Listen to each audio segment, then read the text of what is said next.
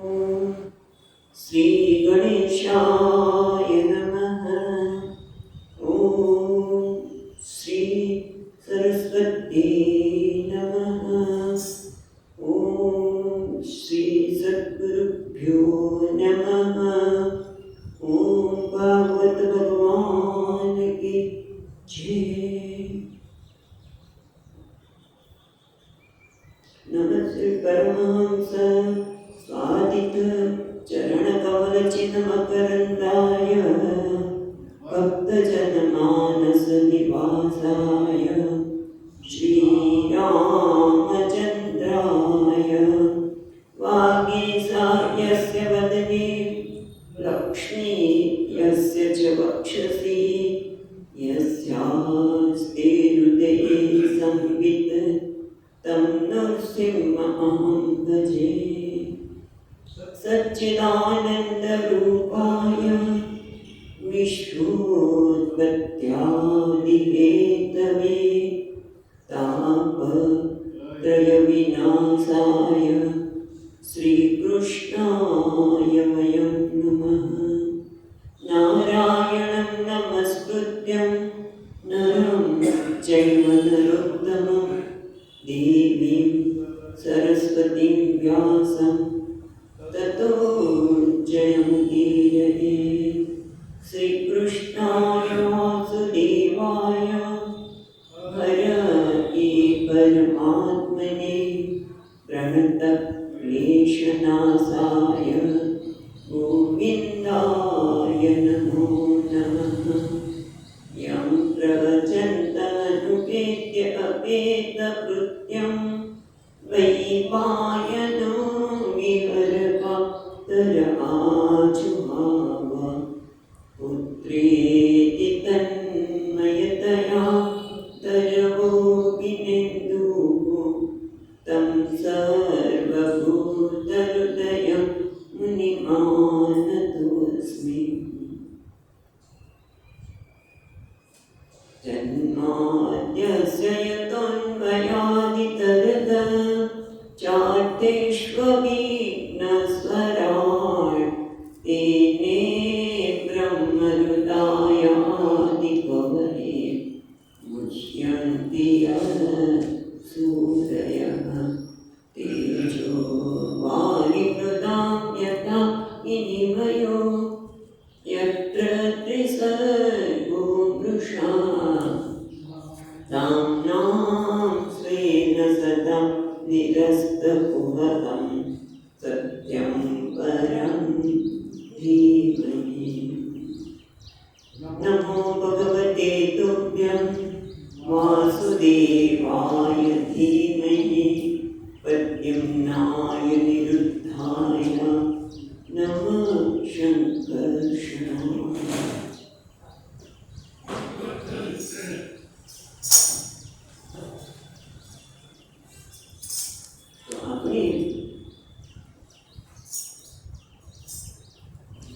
જોઈ રહ્યા છીએ આ બીજા સ્કંદના 9મા અધ્યાયમાં આપણે જોઈ રહ્યા છીએ કે પ્રમાણે બ્રહ્માજી એ તપ કર્યું, કારણ કે એમને વિચાર કર્યો કે હું આજે આજના શ્લોકમાં જોયું ને એ પ્રમાણે પોતે સર્જન કરવું છે એવી ઈચ્છા તો થઈ, પરંતુ એ કરવું છે કેવી રીતે? અને એથી એ જ્યારે વિચાર કરતા હતા ત્યારે જળમાંથી 2 શબ્દ સંભળાયા.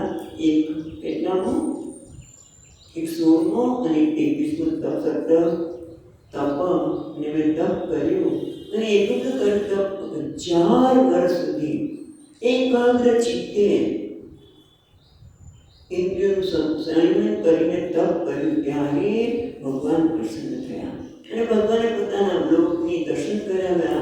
એ આપણે જોયું કે કેવું વૈકુંઠ લોક છે, એના પાર્ષદો કેવા છે, એ બધું આપણે જોયું. અને એ જોઈને બ્રહ્માજી ગદગદ થઈ ગયા. અને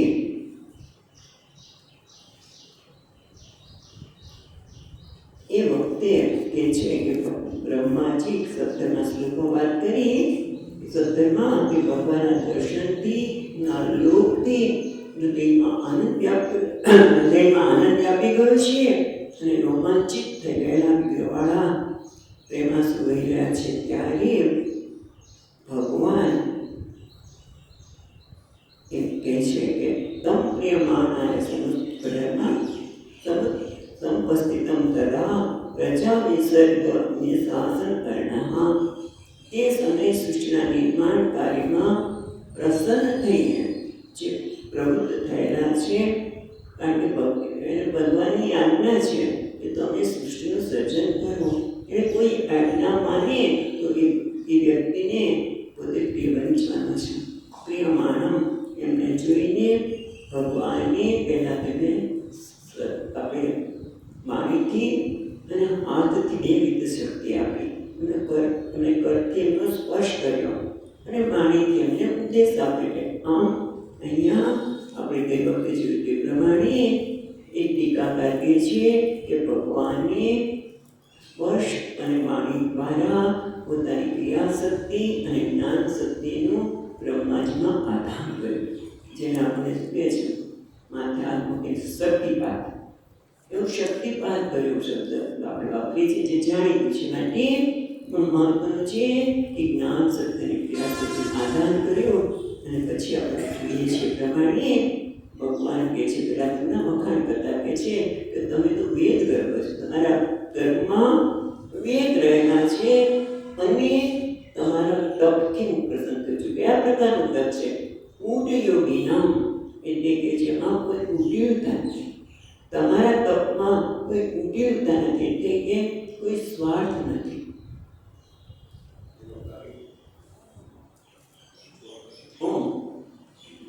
મુશ્કેલી છે. તમે ચોપડી આપી છે, નવમો અધ્યાય આપ્યો છે, પછી ઊંઘાથી બતાવ્યો બધાને ડિસ્ટર્બ થાય છે કે આ નામના ફેરા કરે છે. આપણે એ જે વાત કરતા હોય મહત્વની, ત્યારે પ્લીઝ કોઈ આમ નહીં કરતા.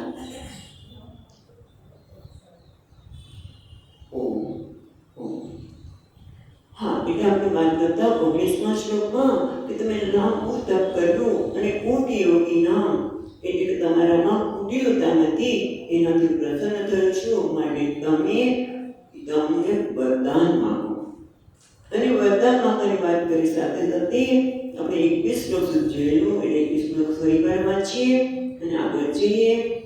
મનીષાતું ભાવોયમ મમ લોકાવલોકનમ યદુપશ્યુદ્ય રહસી ચ કર્તમ પરમં તપઃ. એટલે કહે છે કે ભગવાન કહે છે મનીષતા મારી ઈચ્છાથી અયમ મમ લોક અનુભવ, મારા લોકનો તમે જ અનુભવ કર્યો. અને બીજી રીતમાં કહે છે યદ ઉપશ્રુત્ય રહસી જગત પરમં તપઃ. અને મારા અને તમે જ્યારે તપ શબ્દ વાપરી શબ્દ સાંભળીને તમે તપ કર્યું, એ બધું કોની ઈચ્છાથી? ભગવાનની માની ઈચ્છાથી. તમે એમનું માનતા કે મેં કર્યું, અભિમાન ન લાવતા. આમ ભગવાન સ્પષ્ટ શબ્દમાં અભિમાન ન લાવતા એવું કહેતા નથી, પણ એટલું જ કહે છે કે મારી ઈચ્છાના કારણે તમને આ લોકના દર્શન થયા છે. તો પછી તપ કરેલું શું? તો તપ વ્યર્થ નથી થયું, તપના પરિણામે જ મારા લોકના દર્શન થયા છે. પણ આ બધું જ મારી ઈચ્છાથી, મમ મનીષતા, મારી ઈચ્છાથી થયું છે. હવે આગળ 22મા શ્લોકમાં કહે છે પ્રત્યાદિષ્ટ મયા તત્ર ત્વયી કર્મ વિમોહિતે તપો મે હૃદયં સાક્ષાત આત્માહં તપસો અનઘ. એટલે કહે છે બીજી રીતિમાં, હે અનઘ, હે નિષ્પાપ બ્રહ્માજી, શું છે? તદપી ત્વામ પ્રતિ, પ્રત્યાદિષ્ટ છે ને એક શબ્દ, એટલે પ્રત્યાદિષ્ટ પ્રતિ, તમારા તરફ પ્રતિ. યદ્યપિ ત્વામ પ્રતિ મયા એવ ઉદ્દિષ્ટમ, મેં તમને ત્યારે પણ મારા દ્વારા જ તમને તપનો આદેશ આપવામાં આવ્યો હતો. કેમ આપવામાં આવ્યો હતો? તત્ર સ્વયં કર્મ વિમોહિતે, તમને તમારા કર્મોમાંથી કેમ વિમોહિતમ, વિમોહિત મોહિત થઈ ગયા, એટલે કે તમારા કર્તવ્યથી કેમ, એટલે કે કર્તવ્ય શું કરવું એના માટે મૂળ થઈ ગયા. એટલા માટે જ મેં તમને તપનો આદેશ આપ્યો. પ્રતિ આદિષ્ટ મયા તત્ર, ત્યારે પણ મેં તમને તપનો આદેશ આપ્યો હતો, કારણ કે કર્મ વિમોહિતે, તમે કર્મમાં મોહિત થઈ ગયા હતા.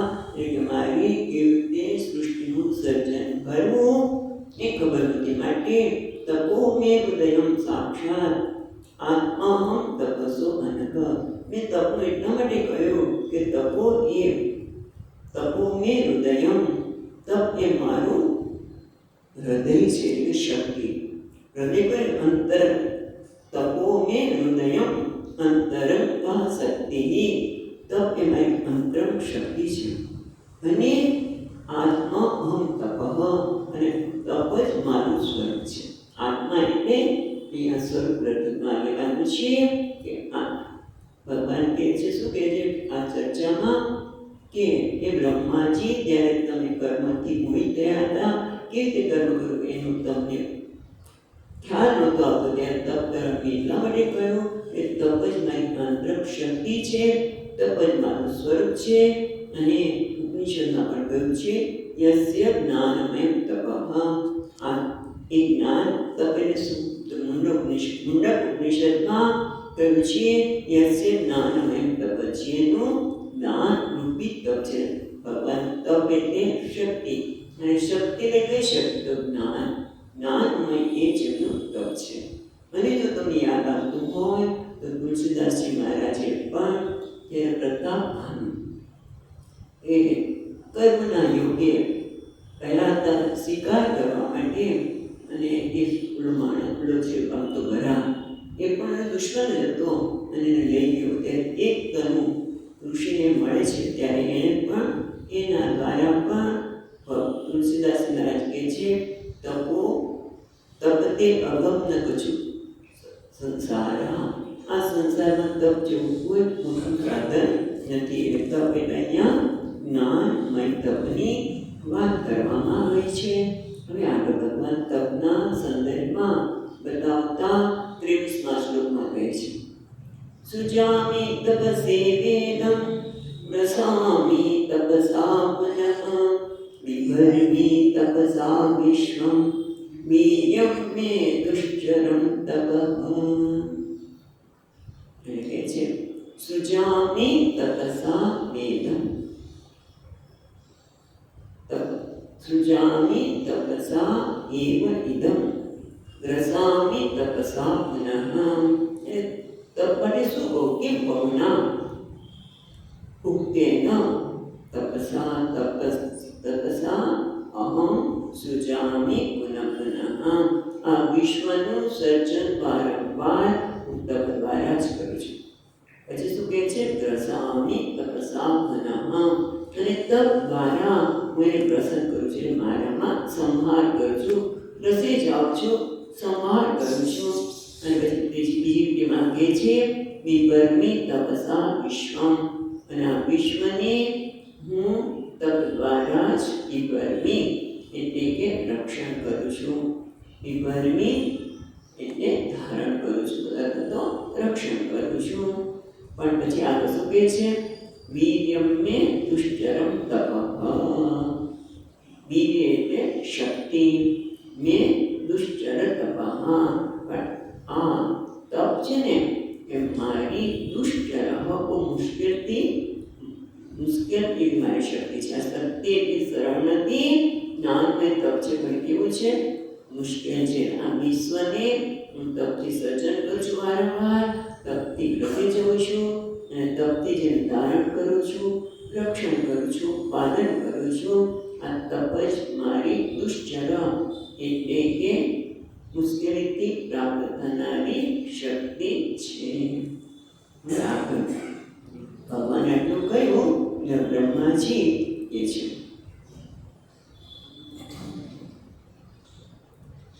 બ્રહ્મોવાચ ભગવન સર્વભૂતાનાં અધ્યક્ષો અવસ્થિતો ગુહાં વેદઃ પ્રતિરુદ્ધેન પ્રજ્ઞાનેન ચિકીર્ષિતમ.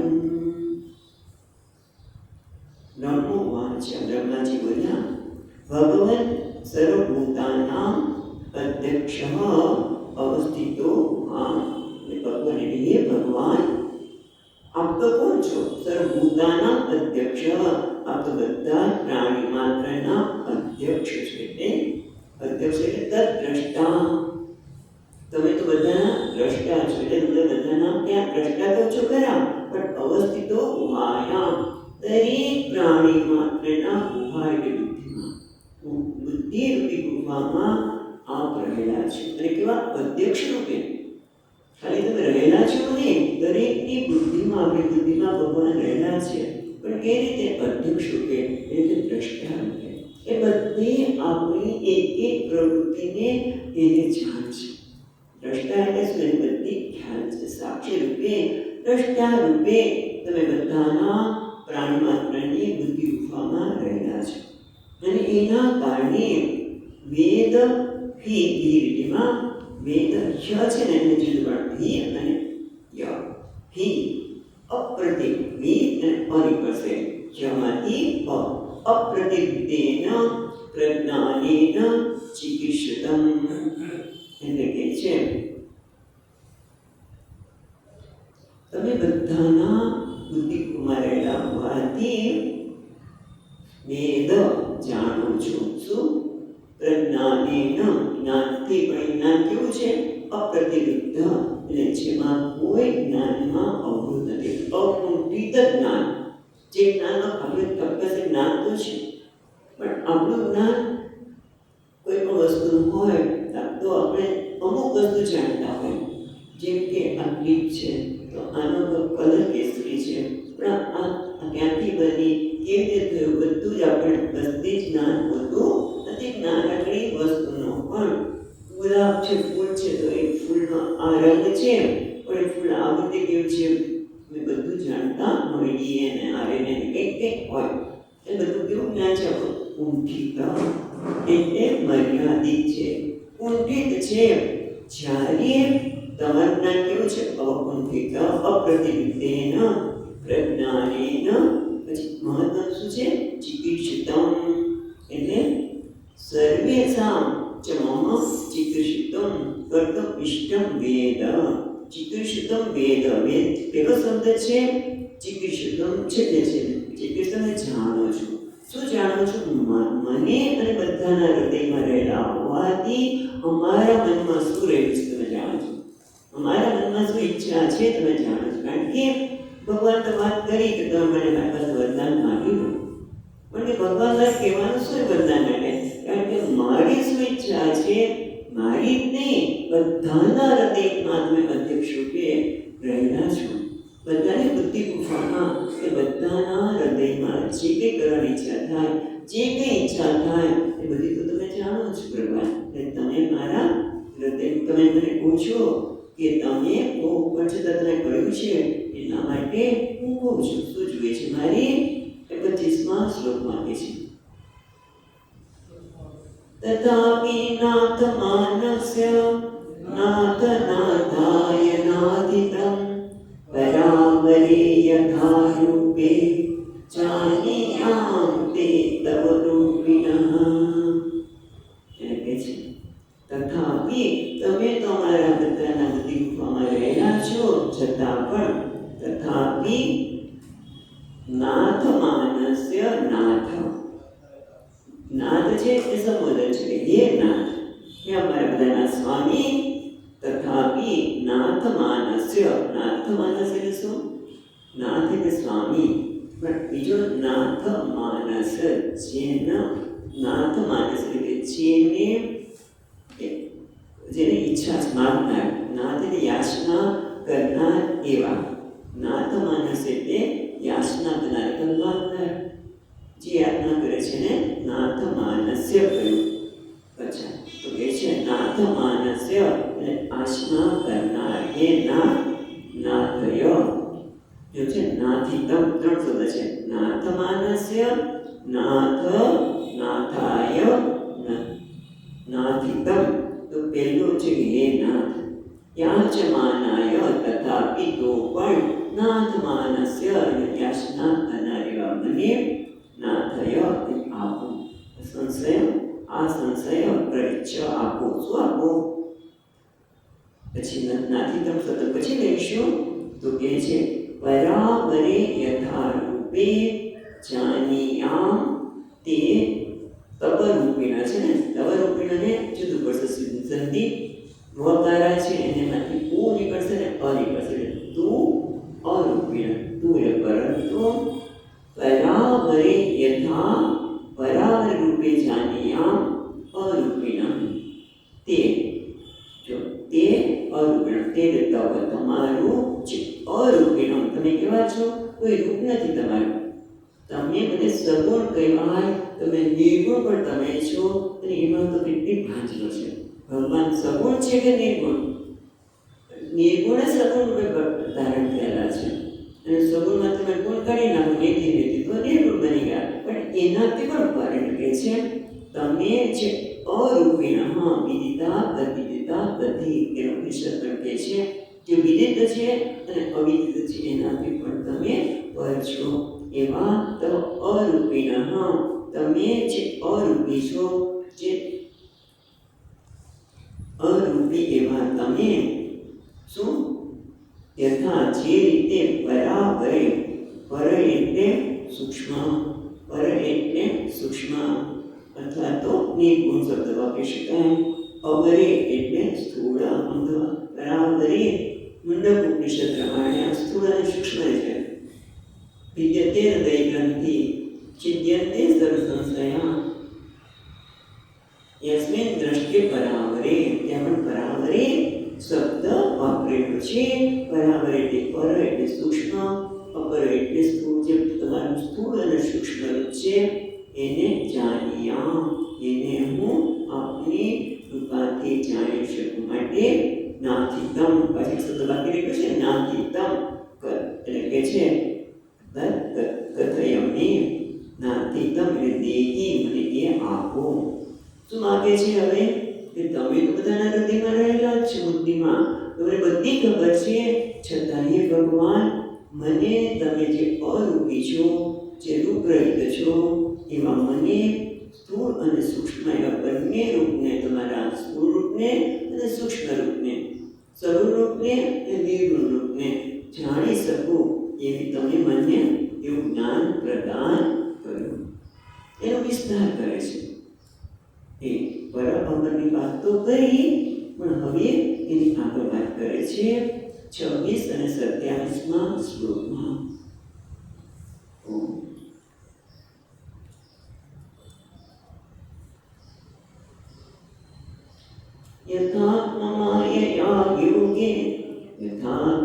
यथात्ममायया योगेन नानाशक्तिबहुमितं विल्पं विसृजन् गृह्णन् विप्रत् आत्मानमात्मना क्रीडस्य मोहसङ्कल्प पूर्णनापि यथोन्नते तथा तद्विषयां देहि मनीषां मयि माधव छेल्लो शब्द हे माधव हे भगवान જેમાં લક્ષ્મીપતિ છે એવા માધવ માયાના પતિ છે તે એવા હે માધવ શું એ માધવ પછી 27માં શ્લોકમાં એ બે લીટી છે પહેલા જોશું પછી 26માં શ્લોકમાં જઈએ છીએ તો 27માં શ્લોકમાં છેલ્લે છે માધવ એટલે હે માધવ શું છે ક્રીડસ્ય છે ને એમાં પણ સ્ય છે એ સંધિથી છે એના સંધિ છે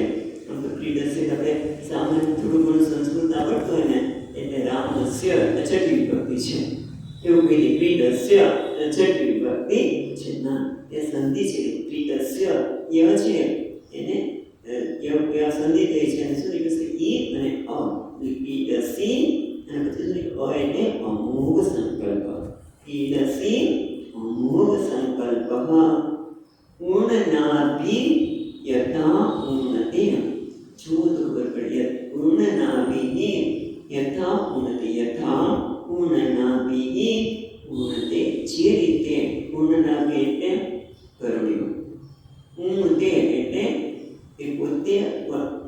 સરસ છે. ઉણનાભી ઉણતે સહાય વિના, એટલે અસહાય એટલે કોઈના સહાય વિના, કોઈની મદદ વિના પોતે પોતાનું સર્જન કરે છે. શેનું સર્જન કરે છે? પોતાને એવાનું કે જેથી કોઈ એને મારી ન શકે. પોતાનું સર્જન કરે છે. કેવી રીતે? તે અસહાય એવ તંતુભિ, એ તાંતણા નથી કાઢે છે. તંતુભિ એટલે તાંતણા. પણ ક્યાંથી? આત્માનમ આચ્છદેતિ તંતુ સંતાનમ કરોતિ. જે રીતે ઉણનાભી કરોડો છે એ પોતે આત્મન તંતુ કરોતિ, પોતાના માટે તંતુથી એક મોટું ઝાડ બાંધી દે છે. આચ્છાદયતે આત્માનમ, પોતાને એમાં ઢાંકી દે છે. અને જ્યારે પાછું કામ કરવું હોય ત્યારે પછી એ ઝાડો છે પોતે વળી જાય છે. ક્યારે છે? અને આ મુંડક ઉપનિષદમાં પણ આવેલું છે કે ભગવાન સર્જન કેવી રીતે કરે છે? તો કે ભગવાન સર્જન કરવા માટે કોની સહાય લે છે? તો કે કોઈની સહાયની આવશ્યકતા જ નથી. ભગવાન કોઈની સર્જન સહાય આ બધું લાવ્યા ક્યાંથી? કારણ કે જેમ સામાન્ય રીતે કોઈ વ્યક્તિ, જેમ કે કુંભાર, એને ઘોડો બનાવવો હોય તો ઘોડો બનાવવા માટે માટી જોઈએ. પહેલાં તો માટી વગર થઈ શકે નહીં. ચાકડો જોઈએ, પાણી જોઈએ, કેટલી બધી વસ્તુ જોઈએ, ત્યારે સર્જન થાય ને. તો ભગવાન ક્યાંથી લાવવા? ભગવાન આ બધું સર્જન કરવા માટે માટી ક્યાંથી લાવવા? તો એની અર્થ એમ કે ભગવાન પહેલાં માટી ક્યાં હતી? ભગવાન પછી આવે ને. ભગવાન તો એટલા બધા શક્તિમાન છે તરત પ્રશ્ન થાય. કારણ કે ભગવાન ક્યાંથી લાવ્યા? સ્વર્ગની રચના કરી. ભગવાને સ્વર્ગની રચના કરી. એનું નાનો છોકરો પૂછે કે પિતાજી, ભગવાને સ્વર્ગની રચના કરી એટલે ક્યાં હતા? તો કે ના, એવું જ કેવું પડે ને. ના, એવી કોઈ આવશ્યકતા જ નથી. અને એટલા માટે આ બધા પ્રશ્નના જવાબ માટે મુંડકોપનિષદના આનું દૃષ્ટાંત આપે છે. જેમ સ્વપ્ન, ત્યાં સ્વપ્નની પણ વાત કરે છે કે સ્વપ્નનું સર્જન કરવા માટે તમે મોટા મોટું સરસ ઘર બનાવ્યું. કારણ કે ઘણા વખતથી ઈચ્છા હતી કે ભાઈ આ ઘર તો બહુ નાનું પડે છે. મોટું ઘર હોય, પછી નીચે પાર્કિંગ હોય, જેમાં આપણે બે ગાડી લઈ શકીએ. એક નહીં, કારણ કે ગાડી બધાને વધતી જાય છે. એક ગાડી, એક દીકરાને એક ગાડી, બીજાને બીજી ગાડી. પછી ગાડીની પાર્કિંગ કરવાની વ્યવસ્થા ન હોય તો શું કરે? આપણે રસ્તા ઉપર, એક તો રસ્તો નાનો અને રસ્તા પર પાર્કિંગ પણ થાય. આમ તો બીજી ક્યાંય પાર્કિંગ નથી કરતા. રોડ ઉપર કોણ પાર્કિંગ કરી શકે? તરત જ કે અહીં પાર્કિંગની વ્યવસ્થા નથી. એ તો રોડ ઉપર પાર્કિંગ એ કરી દે. એટલે આ બધી મુશ્કેલી ન પડે માટે નીચે મોટું પાર્કિંગ હોવું જોઈએ કે જેથી બધા પોતાની ગાડી ત્યાં રહી શકે. બધી કલ્પના કરતા હોય છે. અને રાત્રે સ્વપ્નમાં સરસ મજાનું મકાન બનાવવાનું. અને ભાગો પછી બનાવે તો શું સામાન્ય બનાવે? સરસ મજાના દરેક માટે બેડરૂમ, બધાને ટીવી પોતાના રૂમમાં વગેરે વગેરે. અને નીચે પાર્કિંગ, એમાં ગાડી સરસ મજાની છે. આ બધું તમને લાગે ક્યાંથી? સપનામાં ક્યાંય મંજૂરી નહીં ન પડે. સ્વપ્નમાં કોઈ મંજૂરી નહીં પડે નહીં. અને બધું આવ્યું ક્યાંથી? પોતાનામાંથી જ નથી. કોઈ આપણે કોઈ કષ્ટ બનવા ગયા એ ગાડી, બધા બંગલો, બધા એના માટેનું જે બંગલામાં બનાવવા માટે જે સિમેન્ટ, આ જે શું રહે છે, રાતી, આ બધું આવ્યું ક્યાંથી? આપણામાંથી. અને ઉઠ્યા ત્યારે સવારે ક્યાં સમાવી લીધું? એ દ્રષ્ટાંત અહીંયા આપે. પણ અહીંયા પૂર્ણનાભી દ્રષ્ટાંત આપે છે કે પૂર્ણનાભી યથા પૂર્ણતે, જે રીતે કર્યું પોતાનામાંથી પોતાને આચ્છાદન કરી દે છે તંતુથી, તેમ તમે પણ કેવી રીતે કરો છો સર્જન? કરુણ્યાજી તંતુને લઈને કયું છે? અમોઘ સંકલ્પ. તમારે તો ખાલી સંકલ્પ માત્ર જ બધો છે. જેમ કે ને મહાત્મા લોકો કે ભગવાન શ્રી પર સુતા છે અને માં લક્ષ્મીજીના પગ દબાવી રહ્યા છે અને ભગવાન પ્રાર્થના કરે છે. શેની? સર્જન. પહેલા આકાશ તસ્માદ આકાશ સંભૂતમાં, એટલે માટે હા હોકારો પડે છે. માયા તો ગઈ, હોકારો પડે છે અને આમ સર્જન થાય છે. એટલે ટૂંકમાં એમને સંકલ્પ કરવો, એમના સંકલ્પ માત્રથી જ આ બધું થાય છે. એટલે સંકલ્પ છે એટલે જે વિચારે એ જરૂર થાય. સત્ય સંકલ્પ આગળ તો અમોઘ એટલે કે છે અમોઘ સંકલ્પ. હવે આગળ છે એવમ અમોઘ સંકલ્પ તમ યથા વચન પેલી 26માં શ્લોકની પેલી લીટી યથા છે ને અહીંયા યથાત્મ છે ને યથાત્મ માયા યોગેન યથા આત્મ માયા યોગેન આત્મ માયા યોગેન એટલે આત્મના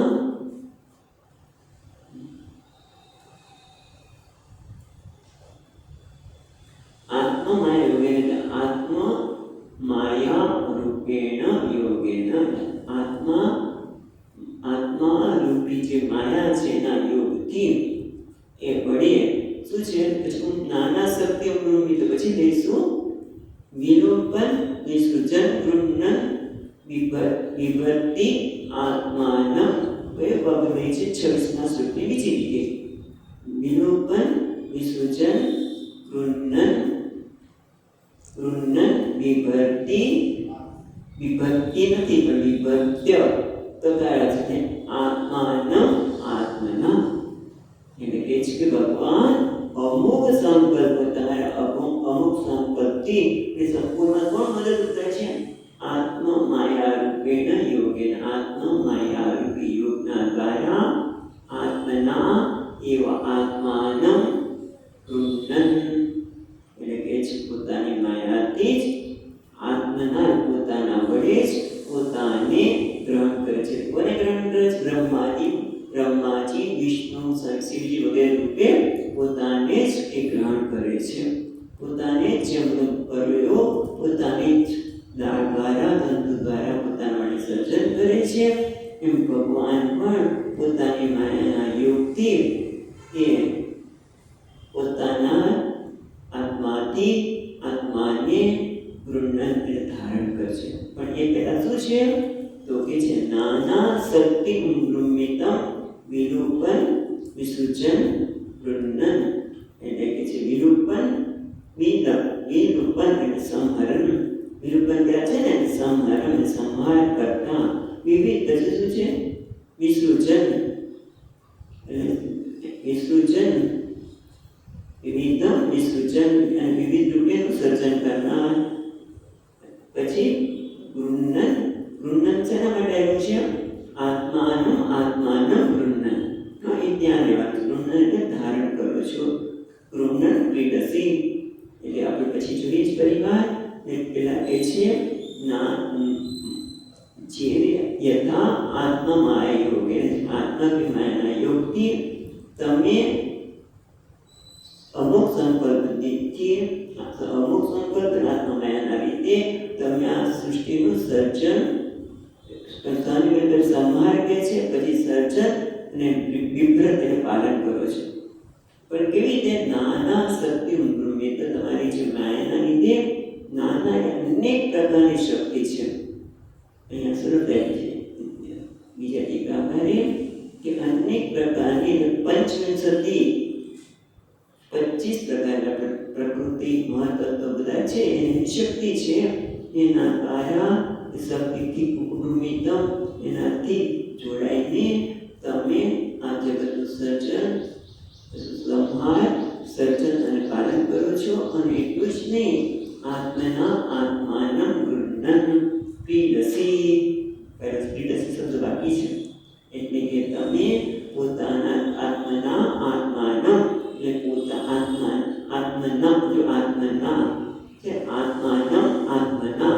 આત્મના એટલે વડે ત્રીજી વિભક્તિ આત્માનમ એટલે બીજી વિભક્તિ પોતાના વડે જ પોતાનીથી ક્રિયા કરો છો. કેવી રીતે બ્રહ્માદિ રૂપેણ ગ્રહણ કરીને ધારણ કરીને ક્રિયા કરો છો. ખ્યાલ આવ્યો કે અહીંયા બે વસ્તુ કે છે કે જે પૂર્ણના બી પોતાના હાથમાંથી તંતુને ઉત્પન્ન કરીને પોતાને ઝાડમાં પોતાને રક્ષણ કરે છે.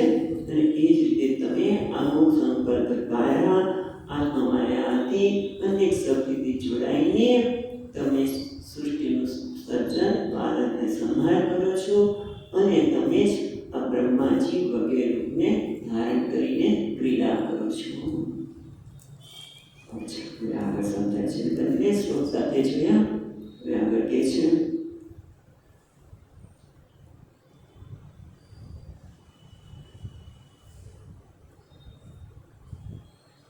સરસ પ્રશ્ન કરે છે તત્કેમ સૃષ્ટિ ઉદ્વિગ્નમ એવ તત્વજ્ઞાનમ પ્રાપ્તસે.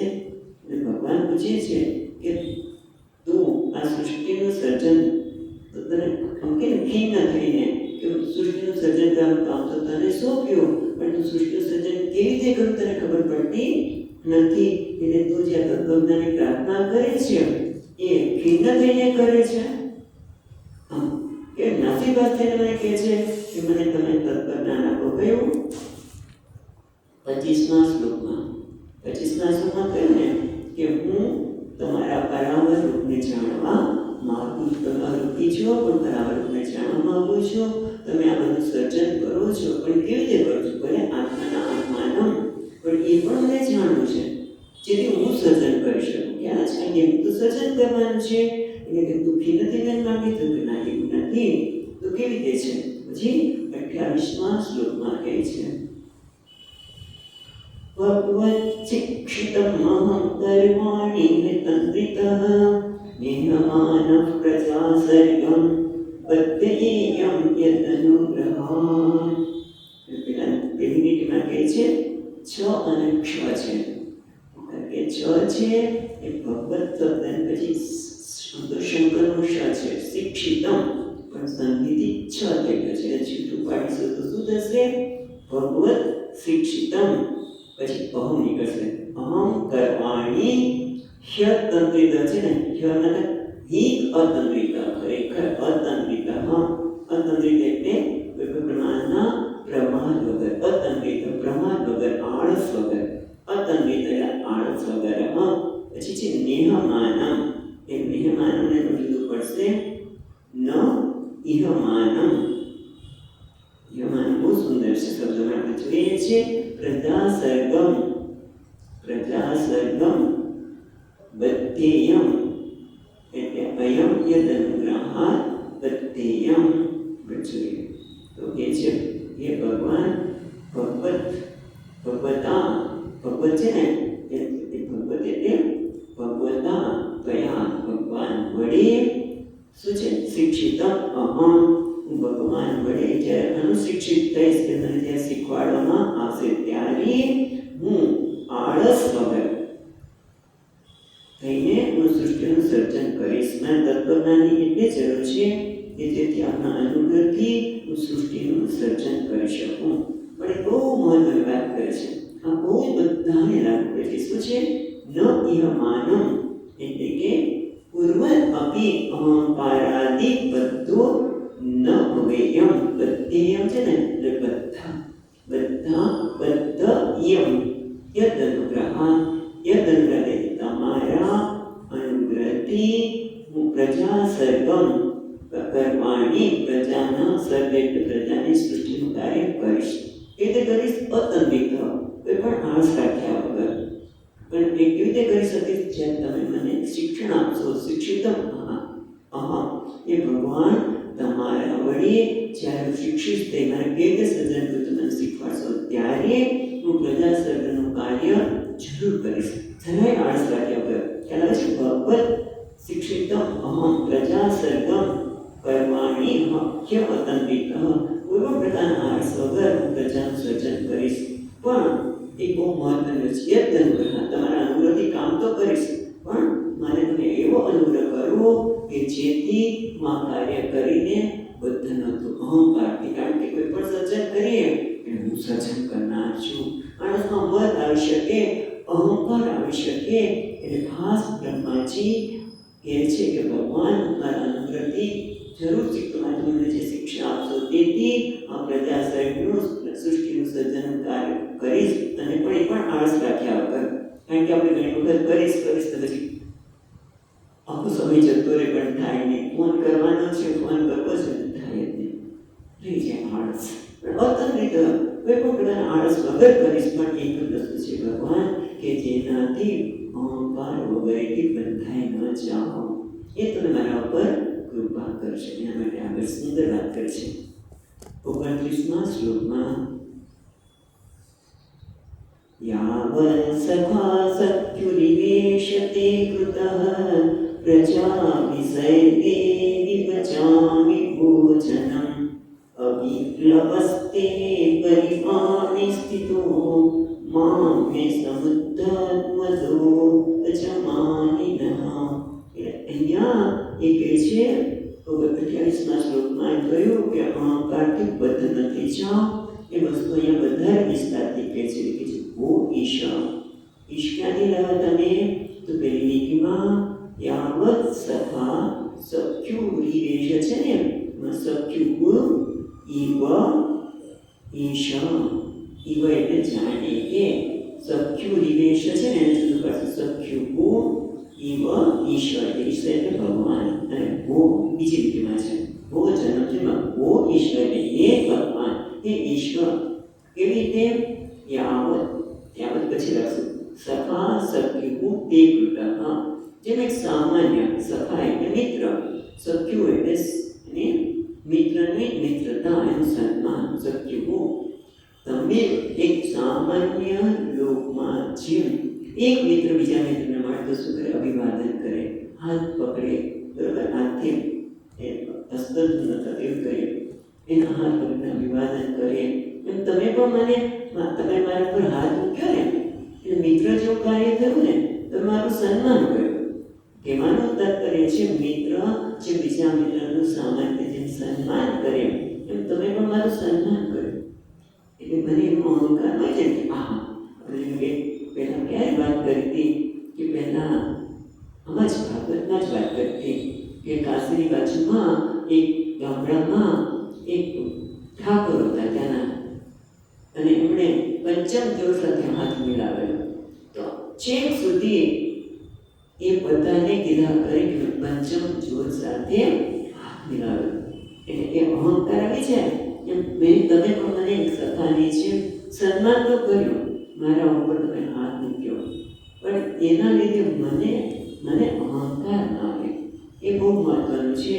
કે છે સખા સખ્યુ તે કૃતઃ. તમે એક સખા બીજા મિત્રનું, એક મિત્ર બીજા મિત્રનું જેમ સન્માન કરે એમ તમે મારું સન્માન તો કર્યું, અને તેમ તમારા દ્વારા સન્માનિત થઈને અને શિક્ષિત થઈને બંને પ્રજા कर स्पर्शादिना ममत्वेन सन्मानितः सन् प्रजा सर्गरूपे तव परिकर्मणि છે. ક્યાં છે? ત્રીજી લીટીમાં તવ પરિકર્મણિ સેવાયામ સ્થિતઃ. પછી શું છે? સ્થિત પણ છે ને ત્યાં. પછી અવિક્લબ વસ્તે એને જુદું પાડવાનું છે. તો અવિક્લબ અવ્યાકુળ એવ અવ્યાકુળ અસ્તે અવ્યક્લવ અસ્તે. બરાબર? પછી શું કહે છે? પરિકર્માણી સ્થિતઃ. પણ શું? પ્રજા સ્વર્ગ વિભજામી. એમ વિભજામી અર્થ બહુ જુદો છે. વિભજામી એટલે પ્રજાની સૃષ્ટિ કરું ત્યારે કેવા લોકો હોય? કોઈ ઉત્તમ હોય, કોઈ મધ્યમ હોય, કોઈ સામાન્ય હોય. એટલે કે છે વિભજામી એટલે ઉત્તમ મધ્યમ વગેરે ભેદ દ્વારા સૃજામી. હું જ્યારે પ્રજાનું આ પ્રકારે સર્જન કરું ત્યારે પણ કેવી છે? પરિણામ પરિકર્માણી તમારી સેવા, તમારી સેવા રૂપે અવ્યાકુળ વ્યાકુળ થયા વગર હું આ પ્રજાનું સર્જન જે ઉત્તમ મધ્યમ અને સામાન્ય એ પ્રકારનું સર્જન જ્યારે કરું ત્યારે કોઈ પણ પ્રકારનું અવિક્લપ એટલે સાવધાન રહેલો હું, વ્યાકુળ ન થયું એટલે સાવધાન રહેલો હું જ્યારે સર્જન કરતા છે તો ત્યારે બહુ મહત્વની વાત કરે છે. મા મે સમુદ્ધ મદઃ અજમાનિનઃ. એટલે કે છે અજય એટલે હું અજન્મા છું. ભગવાન કીધું અજય એટલે અજન્મા, અજન્મા એટલે સ્વતંત્ર. જન્મ હોય એટલે ક્યાંક ને ક્યાંક સ્વતંત્રતા આવે, કોઈના ઉપર આધાર રાખવો પડે. અજન્મા એટલે સ્વતંત્ર, અજન્મા એવા હું, સ્વતંત્ર એવો હું એવું માનીને માને સમુદ્ધતા એટલે ઉત્કટ મદઃ. સમુદ્ધ છે ને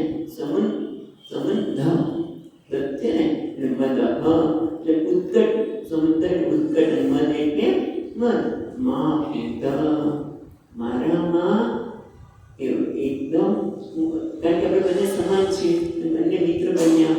તમે પણ વચનમાં છો, હું પણ વચનમાં. બાપ સુગણા સર્જા સખાયા. હા, એ બંને સમાન થઈ ગયા. અને એટલે હું પણ મારી જાતને સ્વતંત્ર માનીને એવું ન માનવા લાગું કે મેં સ્વતંત્રતાનું સર્જન કર્યું છે. એટલે ઉત્કટ મત મારામાં ન આવે. અથવા બીજો પણ અર્થ કરે છે ટીકાકાર કે યદ્વા મધુમાં સમુદ્ધ માં સમુદ્યક્ષતામ ઉદ્રીકન ભવેદિત્યર્થ. અથવા તો મારામાં આવો ઉત્કટ મત ઉત્પન્ન થાય, વધેલો ગર્વ ન થાય, ઉત્પન્ન ન થાય એવું આપ માનવું કરો. ખ્યાલ આવે છે? શું કહે છે કે એમ સખા બે સખાનું સન્માન કરી એવું સન્માનિત થયેલું છે. માટે જ્યારે હું પ્રજાનું વિસ્તૃત ભજામી, પ્રજાનું જ્યારે ઉત્તમ મધ્યમ, બધાને એના કર્મ પ્રમાણે ઉત્તમ મધ્યમ આપવાના છે. એટલે આપણે ત્યારે કોઈ પણ સાવધાનીથી કરીશ તમારી સેવા કઈ કરવાની, સાવધાનીથી તમારી સેવા આ સર્જન કરવાની સજામી ત્યારે રહેલો હોય ત્યારે મારામાં અજન્મ માન્યા, અજન્મ એટલું વચનમાં છું, સ્વતંત્ર છું એવું માની એમ સર્જન કરવા સ્વતંત્ર જીવ પણ થાય. પછી એટલે અજન્મ સ્વતંત્ર એવું માનીને એવું મત મારા ઉત્કટ મત ન થાય એવું પ્રભુ કરે. એટલું સરસ છે. આ આપણી સંસ્કૃતિ છે. મને યાદ આવે છે જેમ કદરમાં ઋષિ અને દેવહૂતિ એ તો મનુના દીકરી છે, એ રાજાની દીકરી છે. અને એ બંને દેવહૂતિને મનુ પોતે કદમ ઋષિને આપ્યા, તમારી દીકરીનું તમે પાણી ગ્રહણ કરો અને તમે પણ મને આ સર્જનમાં મદદ કરો. તો ત્યારે પણ એ કહે છે કે હું તપ કરીશ, એમને સર્જન નહીં કરું. જે બાળક બધા હશે એ ઉત્તમ બાળક હોય છે, એને તપ કરીશ. આ આપણી સંસ્કૃતિ છે. અહીંયા બ્રહ્માજી પણ કહે છે હું સર્જન તો કરીશ અને ઉત્તમ સર્જન કરીશ અને તમારાથી સન્માનિત થયેલો છું. એટલે મને પણ થાય કે હું પણ સ્વતંત્ર બની ગયો. મારા મિત્ર સ્વતંત્ર છે, ભગવાન સ્વતંત્ર છે અને હું પણ સ્વતંત્ર બની ગયો. અને એના કારણે મારા ઉત્કટ બનના આવે હું ભગવાન બની ગયો છું. એટલે આ રીતે પેલા ભગવાનને પ્રાર્થના કરે છે અને ભગવાન ખુશ થઈ ગયા. એટલે ભગવાન એને પહેલા એમને બળરૂપનો આશીર્વાદ આપે છે. પેલા ભગવાન એટલે કહે છે 30મા શ્લોકમાં શ્રી ભગવાન વાચ જ્ઞાનમ પરમુયમ મે યદ્વિજ્ઞાન સમન્વિતમ સર્વસ્યં તદંગમ ચ પ્રમાણ કરિતમ મયા. ભગવાન પહેલા એમને વરદાન આપે છે. બળરૂપે જેમ આશીર્વાદ આપતા હોય એમ કહે છે કે બ્રહ્માજી જ્ઞાનમ પરમમ ગુહ્યમ મે યદ વિજ્ઞાનમ સમન્વિતમ. આ ટીકામાં છે.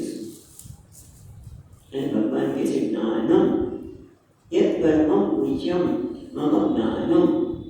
જ્ઞાનમ છે એની પહેલા છે પરમમ ગુહ્યમ, એટલે જે પરમ ગુહ્ય છે એવું મારું જ્ઞાન. એટલે ભગવાનનું જ્ઞાન કેવું છે? એના તો બહુ એ છે એ બધા હૃદયમાં જ બેઠો છે. કોઈ આપણે જણાવીએ તો આપણે જણાવીએ.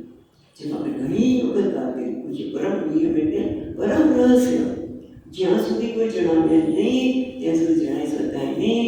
જેમ કે પેલો ચોર છે, એ ચોર છે એને પોલીસના કપડા કરી દીધા અને પોલીસની સાથે જ પડી ગયો. પણ પોલીસ ગમે તેટલું શોધે તો ક્યાંથી મળવાના હતા? મળે ભાઈ? પોલીસ તરીકે તમે શોધાશોધ કરતા હોય પણ પોલીસના દેશમાં પેલો વળી ગયો તો કોઈ પછીડવું પડે. એમ અહીંયા પણ ભગવાન કહે છે પરમ ગુહ્યમ જ્ઞાનમ. અને આમ પણ જોવા જઈએ ભગવાનનું જ્ઞાન કેવું છે? સત્ય જ્ઞાન આનંદમ. પછી બધાના હૃદયમાં રહેલો છે. પાછું કેવો છે? જેને કોઈ આકાર નથી, નિરાકાર નિર્ગુણ. પછી ક્યારેક સર્વમ થઈ જાય પણ આ બધું જ પરમ ગુહ્ય છે. એ છે યદ પરમમ ગુહ્યમ મે જ્ઞાનમ, બરોબર, તત્સમન્વિતમ સાવધાન તયા ગૃહાણામ. અચ્છા, આપણે એટલું લીધું યદ જે મારું પરમ પુણ્ય જ્ઞાન છે અને પછી સાથે વિજ્ઞાનમ સમન્વિતમ. વિજ્ઞાન કેવું છે? વિજ્ઞાન એટલે અનુભવ. હું તને વાત કરીશ, હું તને કહ્યું, હું તમને મારી જ્ઞાનની વાત કરીશ, પણ પછી મારે ઘરે જઈને લેસન કરવું પડશે, એના પર મનન કરીશ, ત્યારે સમજાશે. જ્ઞાન એ વિજ્ઞાનમ અનુભવ સહિત. હું તને કહું છું, તું સાવધાન થઈને સાંભળીશ. તો એમને તો તને કંટાળો આવશે. તું સાવધાન થયા, તું સાવધાન થઈને સાંભળીશ તો તને આ જ્ઞાન સાથે જે પરમ રહસ્ય જ્ઞાન છે એ વિજ્ઞાન વિજ્ઞાન વિજ્ઞાનથી અનુભવથી જોડાયેલું સંગીત. એટલું જ નહીં, પાછું શું કહે છે? સહરહસ્ય. સહરહસ્ય એટલે શું? રહસ્ય એટલે ભક્તિ, અને સ એટલે શું? ગોપ્યમપી. ભક્તિ પણ ગોપનીય છે. એટલે છે શું? ગોપ્યમ. સારી રીતે એને ગોપિત થયેલી છે, છતાં પણ વક્ષ્યામી, હું તને કહીશ. બધી તમે એને ઉપદિષ્ટમ વક્ષ્યામી, હું તને કહીશ. એટલું જ નહીં, તદ અંગમ. તદ અંગમ એટલે તદ સાધનમ. ત્યાં નથી પૂછ્યું કે તું મને જ્ઞાન કીધું કે તમારું તત્વ જ્ઞાન મને આપો છો, બરાબર એ જ્ઞાન આપો જેના દ્વારા તમે આ માયાને સહાયથી આ સૃષ્ટિનું સર્જન, વિસર્જન અને પાલન કરો છો. પૂર્ણ આપેલી છે એ બધી આગળ ચર્ચા થઈ. એ તમે જ્ઞાન મને તત્વજ્ઞાન કેવી રીતે સર્જન કરો છો એ મને આપો, જેથી હું સર્જન કાર્ય કરી શકું. પણ એટલું ખરું કે મારામાં ગર્વ ન આવે, અભિમાન ન આવે, મદ ન આવે. જ્યારે એવું કર્યું ત્યારે ભગવાન કહે છે, સારું એ બ્રહ્માજી, હું તમને પરમ જ્ઞાન પણ કહીશ, પણ એ જ્ઞાન મારું વિજ્ઞાન સમન્વિત, વિજ્ઞાનથી અનુભવથી જોડાયેલું છે.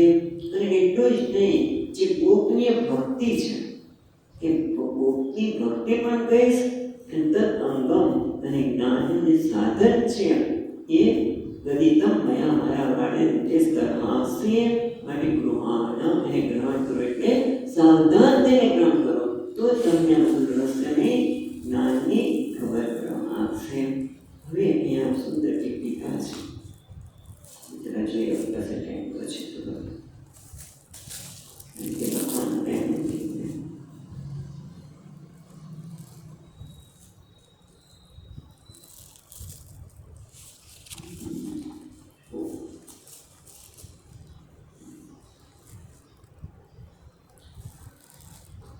એટલે અહીંયા ટીકાકાર આપણે સરસ રીતે કહે છે,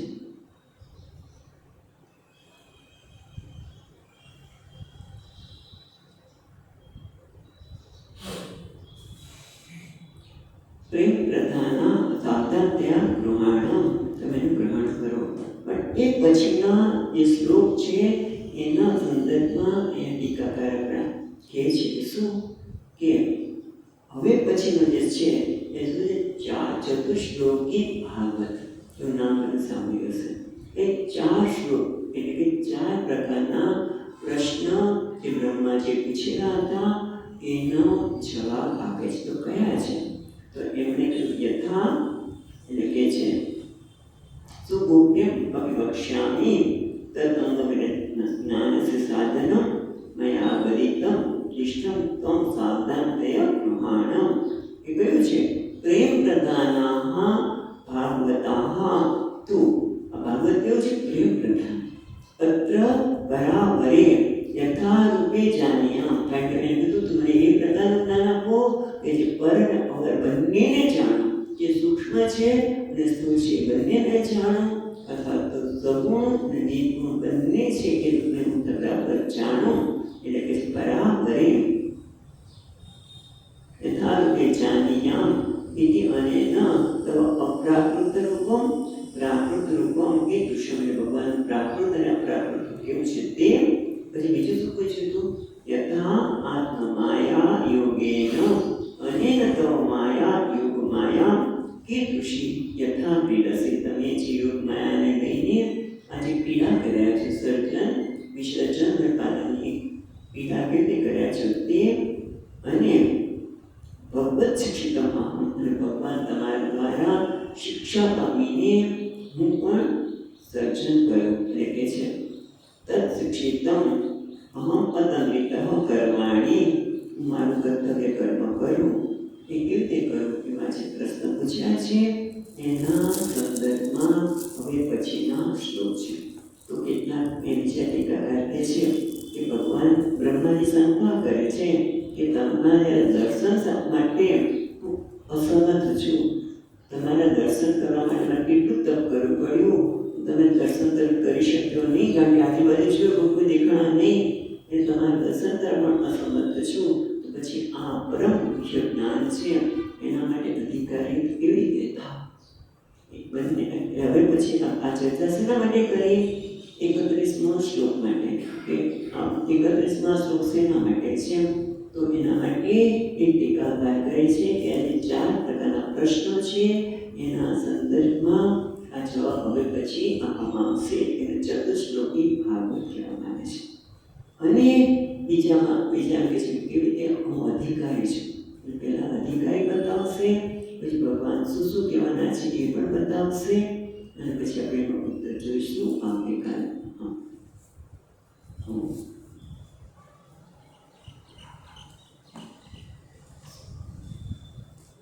સચ્ચિદાનંદ રૂપાય વિશ્વોત્પત્યાદિ હેતવે તાપત્રય વિનાશાય શ્રી કૃષ્ણાય વયં નમઃ.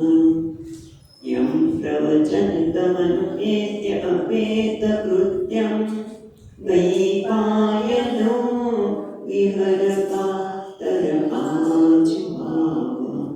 પુત્રેતિ તન્મયતયા તરવો વિનેદુઃ तं સર્વભૂતહૃદયં મુનિમાનતોऽસ્મि. ॐ शान्ति शान्ति शान्तिः. हरिः ॐ. श्री गुरु